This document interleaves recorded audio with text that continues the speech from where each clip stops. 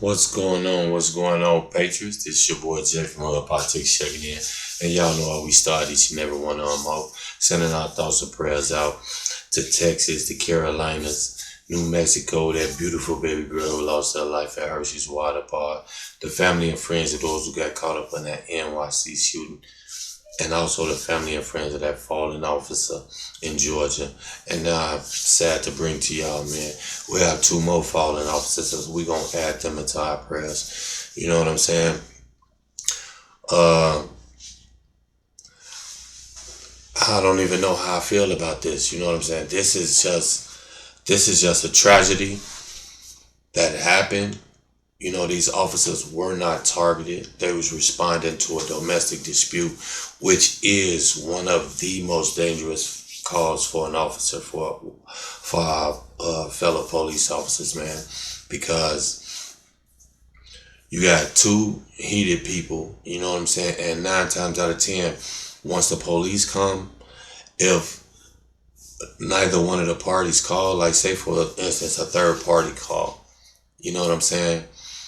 And when the police show up, sometimes they get jumped by both. Once the female see that they trying to take her guy away, she forget whatever they was just going through, and they get to attacking the police. So, you know, this just a tragedy, man. You know what I'm saying? But it's also emboldened by these cell phone city crime. You know what I'm saying? It's soft on criminal policies. You know what I'm saying? Now, I don't know which way this place lean, but I know these people are getting emboldened by this soft on crime policies and these Democrat strongholds. You know what I mean? So we're gonna see what's going on. On some breaking news as I bring you some footage here from overnight concerning 2 police officers who were shot and killed in a northern Utah city. A man taken into custody, and we're hearing now that another police officer was wounded. Just a couple of minutes ago, we saw that an update was being had, a briefing from investigators down there on the scene. It is still going on at this moment, but we do want to play it for you from the beginning. Let's take a look.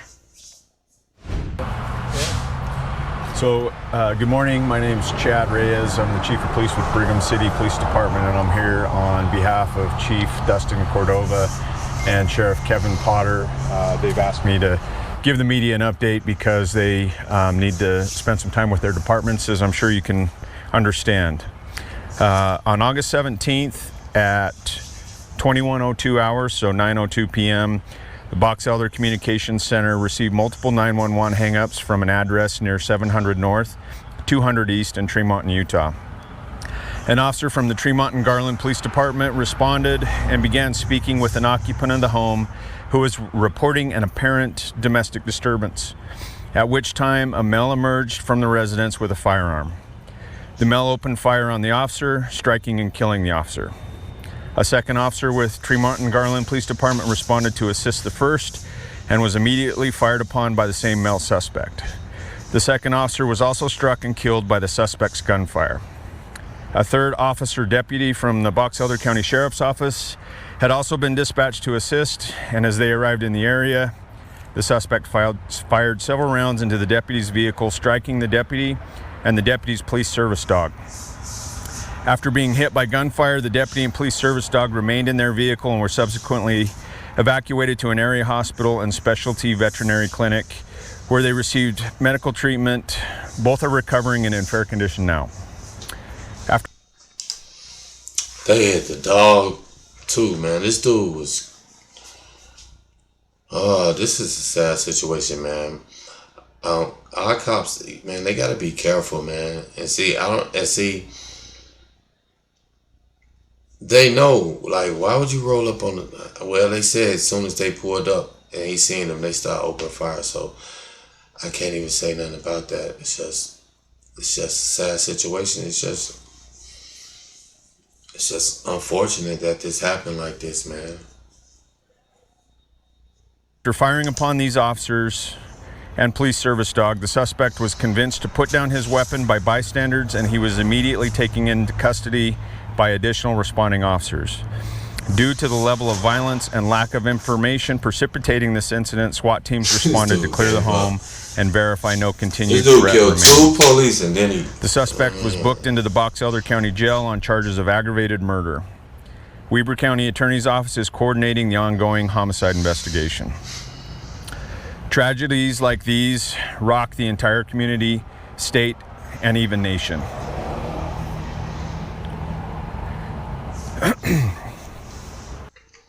He can't even. He trying to hold it in, man. I feel you, yo. I feel you, man. Shout out to our fellow. Shout out to our boys in blue, man. Shout out to our boys in blue.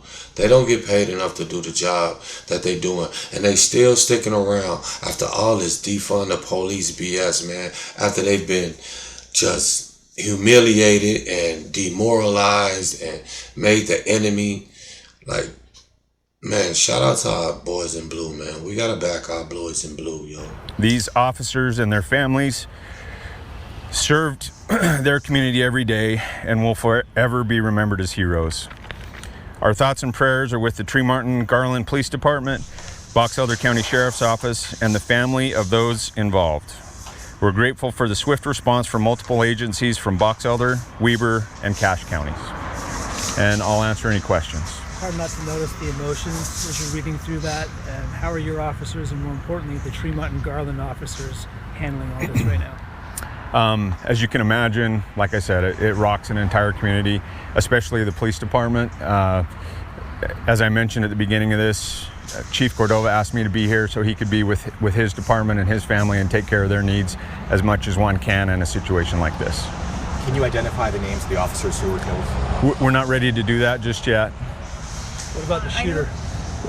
He's been booked into jail, but we're not releasing his identity yet either. We're kind of coordinating with Weber County Attorney's Office and all.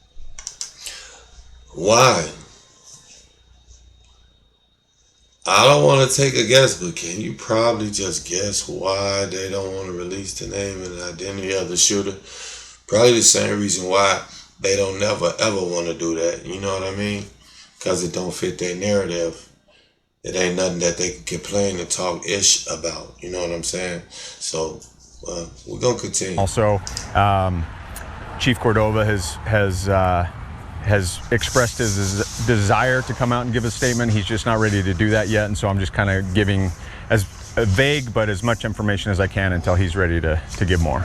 And I know they were responding to an apparent domestic disturbance, but are you able to provide any more details on what exactly led up to the shooting?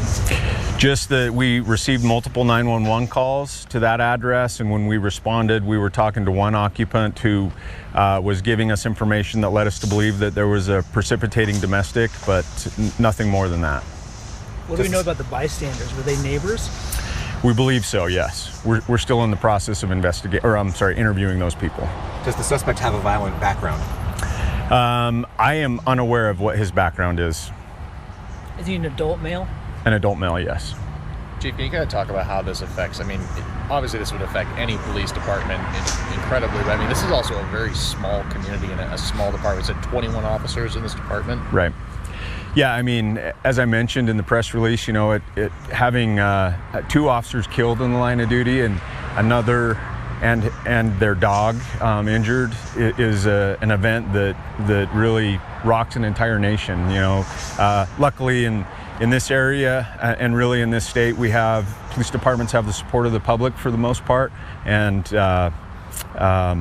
it's just a tragedy. It affects the entire state, but. Well, that's one thing. I'm glad that they do have the support from the community to do their job, man. And I mean, I don't know how I would have wanted this to turn out, you know what I'm saying? Because I don't wish death or harm upon anybody. But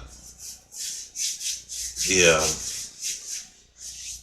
I'm going to leave it at that. I don't want to get banned or blocked or nothing like that, you know what I'm saying? So I'm just gonna leave it at that, man. We're gonna get ready to wrap this up, you know what I mean, in a minute. Most importantly, you know, the Tree-Martin Garland Police Department, that's why we're here trying to do what we can to assist them. Did they die on scene? Yes. Is there any more you can say about about how the deputy and the deputy's police service dog are doing at this time? Yes, they're both in fair condition, and the deputy's actually been released from the hospital, and the police service dog will remain at the veterinary clinic just as a precaution for the night. But expected to survive. Yes. Do we know if the shooter lived at the home as well? Yes, he did. We believe so. We know these domestic violence calls can be so volatile. What can you tell us about these types of calls? They really are unknown. We don't know what we're walking into, and they are one of the most dangerous events we can be dispatched on. And like I said, these officers have been doing this. They took an oath to protect and serve their communities, and that's what they were doing. And they knew the dangers going into this, and unfortunately, they paid the ultimate price. Can you tell us how long they served?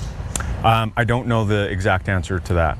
And can you tell us, this, like we were talking about, this community is pretty tight and it is small. So something like this, what should people do to kind of get through the day? Anything that the community should do to support each other? Anything they should know?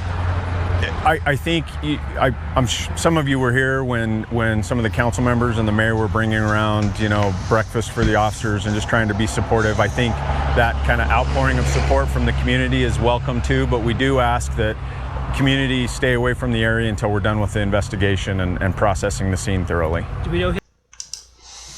All right, so y'all hear that, man. Well, it's over with, but stay out of that area, man, if y'all in Utah until they done doing what they doing, man.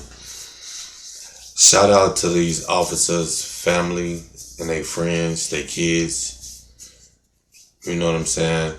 Let's hope, let's pray and hope that they can all get through it. You know what I mean? Sorry, yo, that I ain't all hyped up like I normally be, team, but hey, man, it was a hard day at work today, but I'm still getting them in for y'all, you know what I'm saying? Because I love y'all. This your boy Jay from Hood Politics checking in, and now we checking out. Y'all know how we do it.